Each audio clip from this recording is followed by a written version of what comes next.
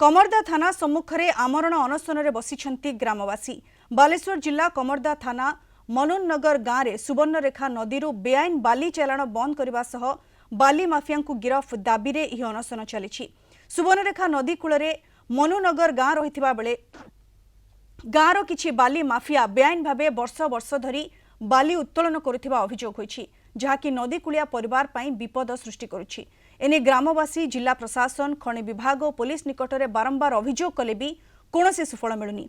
सुवर्णरेखा नदी दैनिक शह शह ट्रिप बेआईन भाव में बाली उत्तोलन कर पश्चिमबंग को चोरा चालाण करा जाउछि। अबाध नदी सज्जा खनन और बाली उत्तोलन जोगु नदी उपकूलवर्ती गाँ गुड़िक नदी आँ भीतर को जीवाकु बसिथिबा बेले धनजीवन सुरक्षा लगी ग्रामवासी सरकार ठारे दाबी करिसेंती।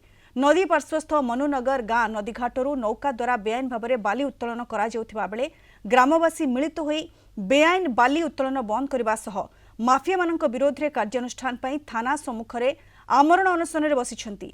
एने पुलिस प्रतिक्रिया मिल पारिनी। ग्राम बचाओ एवं निज सुरक्षा पाई आज समस्त प्रशासन को एवं समस्त अवगत करिचु। तेबे सुरक्षा हो पारुनी, बंद हो पारुनी बाली उत्तोलन।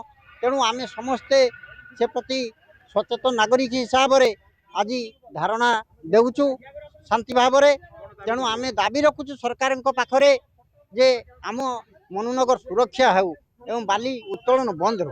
कलेक्टर ऑफिस रे अभियोग करिचु, तहसील ऑफिस रे अभियोग करिचु, थाना रे एफआईआर देइचु।